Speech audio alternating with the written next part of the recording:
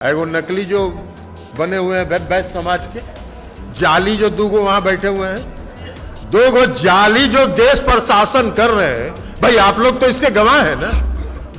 पूरे बिहार नहीं पूरे देश ने 2014 में उन पर भरोसा किया। उन्होंने कितना वादा किया, क्या क्या वादा नहीं किया। कहा कि 2 करोड़ लोगों को प्रति वर्ष रोजगार देंगे। भाई किसी ने आप में से पूछने का साहस किया? सारी संपत्ति इस देश की सारी संपत्ति निजीकरण हो रहा है और निजी हाथ में जा रहा है। और किसके हाथ में जा रहा है? भाई पटना में, सुपौल में, मधेपुरा में, सहरसा में व्यवसायी नहीं है। अगर निजीकरण ही कर रहे हैं तो उनको तो दे दीजिए। तो इस देश के 2 ही लोग हैं जो सभी निजीकरण पर जिनका कब्जा हो रहा है। इस देश के पूरे अर्थव्यवस्था पर अगर कब्जा है तो सिर्फ 2 आदमी का। 2 आदमी देश चला रहे हैं। आज भामा साहब ने जो काम किया दानवीर सूरवीर के रूप में, आज उनको आप लोग याद कर रहे हैं। आज भी 1547 से आज समझ लीजिए 450 बरस के बाद भी आज उनको दानवीर सूरवीर के रूप में जाने जाते हैं। एगो नकली जो बने हुए हैं वैश्य समाज के, जाली जो दूगो वहां बैठे हुए हैं, 2 गो जाली जो देश पर शासन कर रहे हैं। भाई आप लोग तो इसके गवाह हैं ना। पूरे बिहार नहीं पूरे देश ने 2014 में उन पर भरोसा किया। उन्होंने कितना वादा किया, क्या क्या वादा नहीं किया। कहा कि 2 करोड़ लोगों को प्रति वर्ष रोजगार देंगे। भाई किसी ने आप में से पूछने का साहस किया?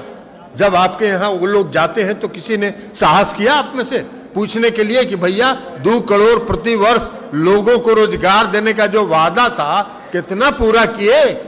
रोजगार तो छीन रहे हैं आप सारी संपत्ति इस देश की सारी संपत्ति निजीकरण हो रहा है और निजी हाथ में जा रहा है। और किसके हाथ में जा रहा है?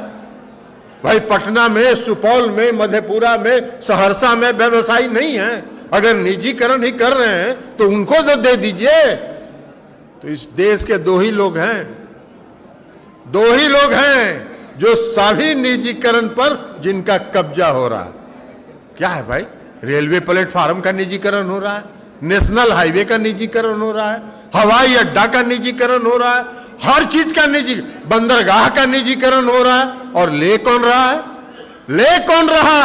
कौन ले रहा है? आपको नहीं मालूम है क्या? सबको मालूम है। तो इस देश के पूरे अर्थव्यवस्था पर अगर कब्जा है तो सिर्फ 2 आदमी का। 2 आदमी देश चला रहे हैं और 2 आदमी पूरे अर्थव्यवस्था पर कब्जा कर रहे हैं। केंद्रीयकरण हो रहा है, सेंट्रलाइजेशन हो रहा है। अब आपको तय करना है। माननीय मुख्यमंत्री नीतीश कुमार जी चर्चा करते हैं, मांग करते हैं, लगातार मांग करते हैं और कहते हैं कि बिहार को विशेष राज्य का दर्जा दो। और बिहार को अगर विशेष राज्य का दर्जा मिलेगा तो सबसे ज्यादा लाभ किसको होगा? सबसे ज्यादा लाभ अगर किसी वर्ग को होगा तो व्यावसायिक समाज को होगा। व्यवसाय इस राज्य में बढ़ेगा, राज्य में औद्योगिकरण होगा, राज्य में व्यापार बढ़ेगा। लेकिन नहीं दे रहे। काहे के लिए देंगे भाई? उनको देना नहीं है। तो इसलिए हम ये कहने वाले हैं कि अब ये चक्कर समय आ गया है कि इन लोगों के चक्कर में मत करिए।